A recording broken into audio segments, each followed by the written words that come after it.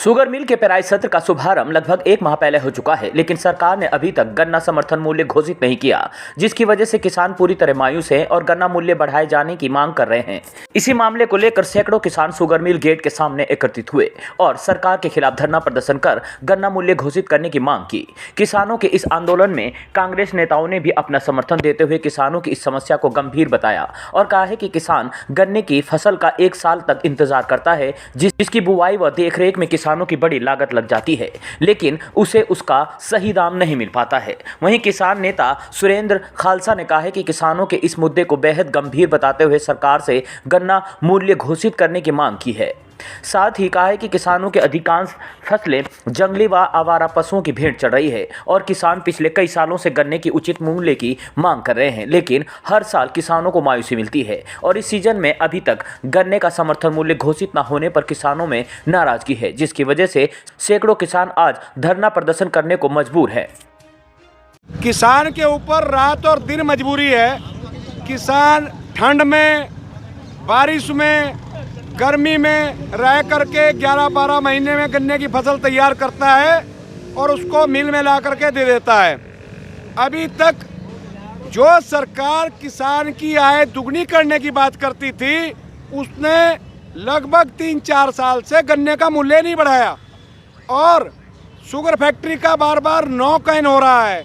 किसान की कमी नहीं है, किसान ने गन्ना बहुत बढ़िया उगा रखा है।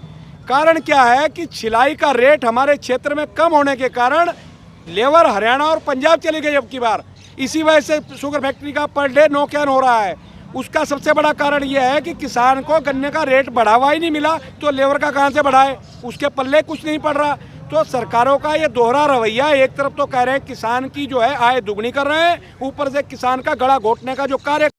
इसमें पूरा हिंदुस्तान का जो किसान है वो सब परेशान है। और देखिए, फैक्ट्री चले हुए इतने दिन हो गए और अभी तक कोई रेट इनके द्वारा घोषित नहीं किया गया।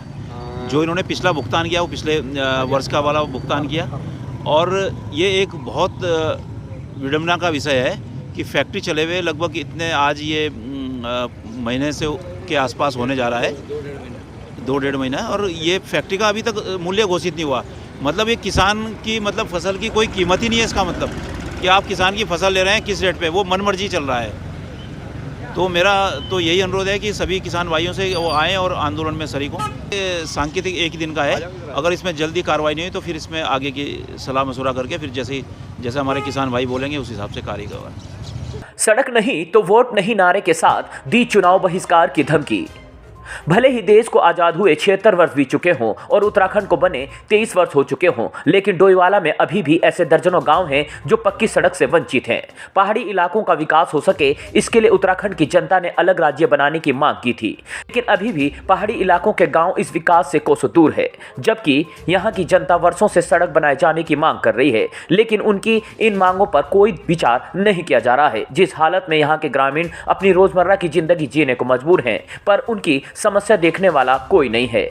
अपनी इन समस्याओं को लेकर सनगांव के ग्रामीण ग्राम प्रधान हेमंती रावत के नेतृत्व में डोईवाला तहसील पहुंचे, जहां उन्होंने उप जिलाधिकारी को ज्ञापन सौंपा और चुनाव बहिष्कार की बात कही। ग्रामीणों ने मांग की है कि अगर शीघ्र ही गांव में पक्की सड़क नहीं बनाई गई तो यहां के लोग सड़क नहीं तो वोट नहीं नारे के साथ चुनाव का बहिष्कार करेंगे।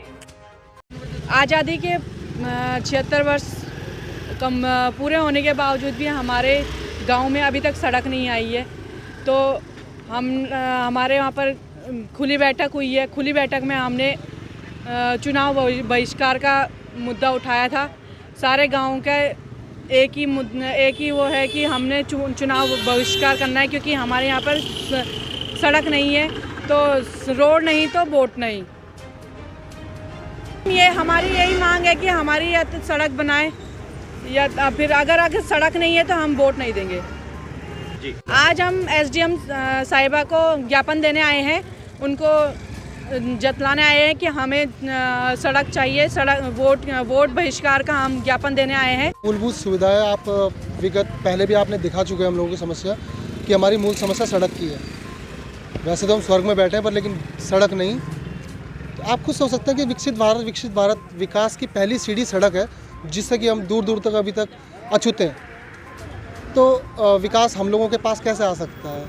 हमारी मुख्य जो मांग है तो वो है सनगांव नाहीकला। पहले 11 किलोमीटर थी, जिसे शासन ने काट के 8 किलोमीटर कर दिया है। तो शासन ने आज किया है कि 2002 से इस रोड पे हमें सिर्फ आश्वासन मिला है। पहले 27 किलोमीटर सर्वे हुआ था, सनगांव से सीधा सतियों मिलाने के लिए बोला गया था, पर वो भी 5 किलोमीटर धरातल पे आई थी। उसके बाद से आज तक 2007 में कटिंग हुई थी तो 5 किलोमीटर, तब से लेके आज तक सिर्फ उसमें सर्वे ही चलते रहे। 2014 में जब हमारे